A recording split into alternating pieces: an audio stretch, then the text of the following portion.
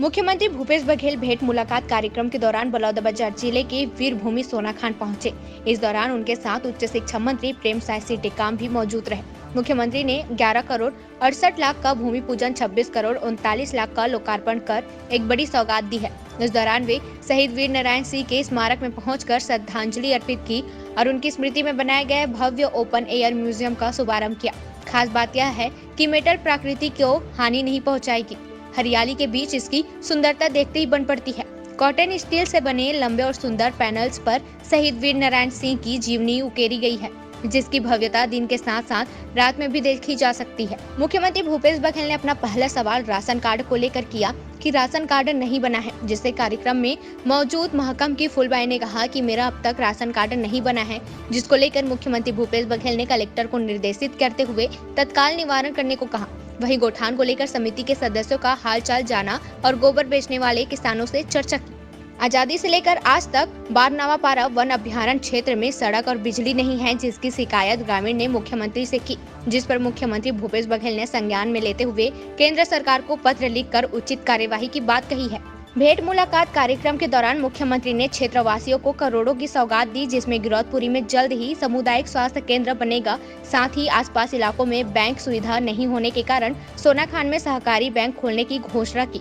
वहीं सड़क चौड़ीकरण और पुल पुलिया निर्माण के लिए गिरौदपुरी से राजा देवरी चरौदा से बार पहुंच मार्ग में जल्द काम शुरू होगा। साथ ही लंबे अरसे से ग्रामीणों की मांग पर गिरौदपुरी एसडीएम कार्यालय की सौगात दी। बलौदाबाजार से भानु प्रताप साहू की रिपोर्ट।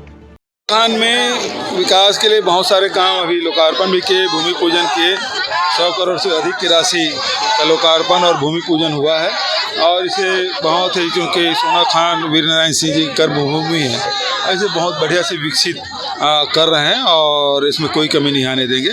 और यहाँ के लिए किसानों ने जो मांग की, बैंक की बात है, यहाँ स्वामी आत्मानंद अंग्रेजी स्कूल है और आवागमन की सुविधा के हिसाब से जो सड़कों की मांग विधायक जी ने की है, वो सबकी मैंने घोषणा की है। हिमाचल में आपका प्रतिनिधि सरकार बनी, लेकिन पार्टी कमजोर थी, कांग्रेस पार्टी। कांग्रेस मजबूत थी तभी जीती जी। जहाँ सारे केंद्रीय मंत्री वहाँ गए, उसके बाद भी वहाँ की जनता ने, उत्तर भारत में पहली सरकार हमारी बनी है। देखी जा रही है। चलो उसके बारे में चर्चा करेंगे।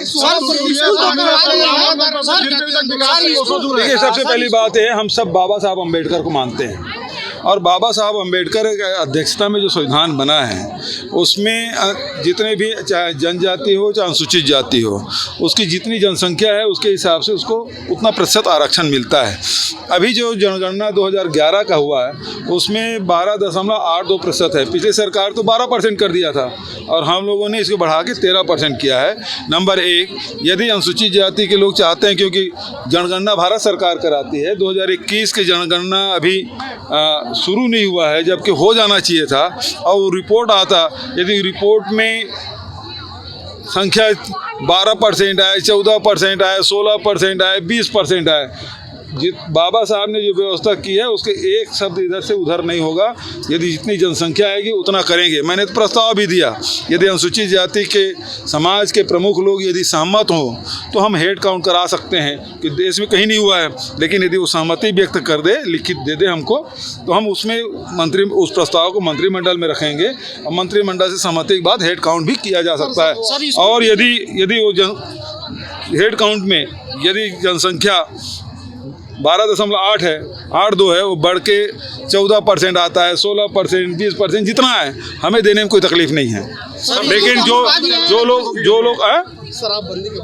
कैसी शराबबंदी ये है कि ये जब तक के जनता के जन जागरण नहीं होगा तब तक ये संभव नहीं है। सर 5 महीने हो गए आपके कार्यक्रम में, कहाँ का कार्यक्रम आपको सबसे खास लगा? बस्तर संभाग के सरगुजा सभी जगह अपनी अपनी विशेषताएं हैं। 50 से अधिक विधानसभा मैंने पूरा कर लिया है और सभी जगह, चाहे वो गोधन न्याय योजना हो, भूमि श्रमिक न्याय योजना हो, चाहे हमारे लघु वनोपज संग्राहक हो, सबको राशि मिली है और उसका लाभ ले रहे हैं। तो सबसे बड़ी बात है कि छत्तीसगढ़ के लोगों के आय में वृद्धि हुई है।